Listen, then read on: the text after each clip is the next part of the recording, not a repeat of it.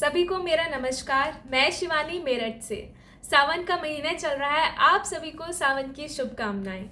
कुछ बहनें व्रत रख रही हैं और कुछ भाई भोलेनाथ के लिए जल लेने के लिए पैदल कांवड़ यात्रा पर गए हैं।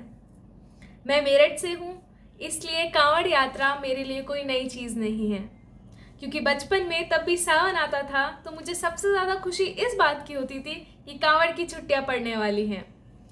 तो क्योंकि रास्ते पूरे बंद हो जाते हैं मेरठ के, और इसी वजह से स्कूल भी बंद हो जाते थे। लेकिन आज मैं उसी चीज़ को अलग नज़रिए से देखती हूँ। कांवड़ यात्रा आस्था है, लेकिन इसके कारण कई लोगों को परेशानी भी होती है, क्योंकि इस वक्त दुकानें भी बंद हो जाती हैं। चलो ठीक है, वो तो एक नॉर्मल चीज़ है।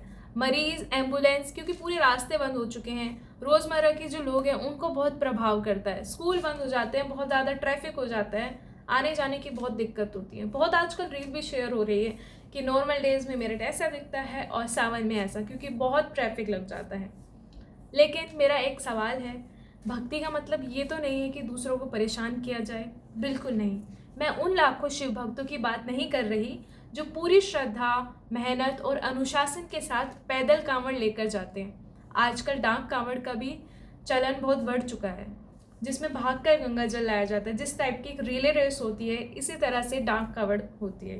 तो उनकी मेहनत और आस्था को मैं नमन करती हूँ, लेकिन कुछ चीज़ों पर हमें ज़रूर विचार करना चाहिए, जैसे डीजे और तेज आवाज़। अगर प्रशासन को बार बार जाकर कहना पड़ रहा है कि भाई वॉल्यूम की एक लिमिट रखिए, और फिर भी पुलिस को पीछे रहकर देखना पड़ रहा है, क्योंकि एग्जाम्पल मैंने कल ही देखा है, एक बहुत फेमस डीजे इधर मेरठ में, उसके पीछे पुलिस जा रही है ताकि वो वॉल्यूम ना बढ़ा सके।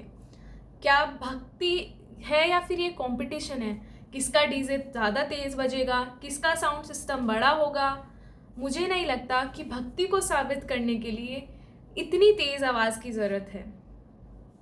संगीत हो, भजन हो, बिल्कुल हो सकता है, लेकिन कानून ने अगर साउंड की आवाज़ की एक लिमिट बनाई है, सीमा तय करी है, तो उसका पालन करना भी हमारी जिम्मेदारी है। क्योंकि रात में कोई बच्चा सो रहा है, कोई आराम कर रहा है, किसी को सुबह काम पे जाना है, उन सब के बारे में भी तो सोचना चाहिए। भक्ति क्योंकि हम अपने लिए कर रहे हैं, दूसरों को परेशानी के लिए नहीं। और जो लोग नशा करते हैं, तोड़फोड़ करते हैं नशे के बाद, कुछ लोग गाड़ी पे चढ़ के तोड़फोड़ कर रहे हैं, कुछ लोग स्कूल की वैन पे अटैक कर रहे हैं, उनसे बस इतनी गुजारिश है, भगवान शिव के नाम पर ऐसा करके आप शिव की भक्ति नहीं बल्कि उनकी छवि को नुकसान पहुंचा रहे हैं। शिव से हमें क्या सीखने को मिलता है? संयम, शक्ति, धैर्य, अनुशासन। और अगर इन्हीं चीज़ों को छोड़कर हम भक्ति कर रहे हैं तो फिर उस भक्ति का अर्थ क्या रह गया? मैंने कई ऐसी कांवड़ यात्राएं भी देखी हैं जो बहुत अनुशासन से अपना पूरा पालन करती हैं, शांति से जाती हैं। उनको रास्ते में आराम करना होता है, वो आराम करते हैं, जो उनको सुविधाएं मिली हैं उसका भी लाभ उठाते हैं। लेकिन कुछ लोग जो हैं उनको पुलिस को संभालना पड़ता है। क्या भक्ति के लिए पुलिस की ज़रूरत है? क्या आपको अपने अनुशासन पे खुद ध्यान नहीं देना चाहिए? त्योहार मनाइए, आस्था भी रखिए, कांवड़ लाइए, लेकिन इतना ज़रूर याद रखिए, आपकी भक्ति आपकी है, लेकिन सड़कें, अस्पताल, सार्वजनिक जगह और शहर सबके हैं। इसलिए भक्ति भी रखिए और दूसरे के अधिकारों का सम्मान भी।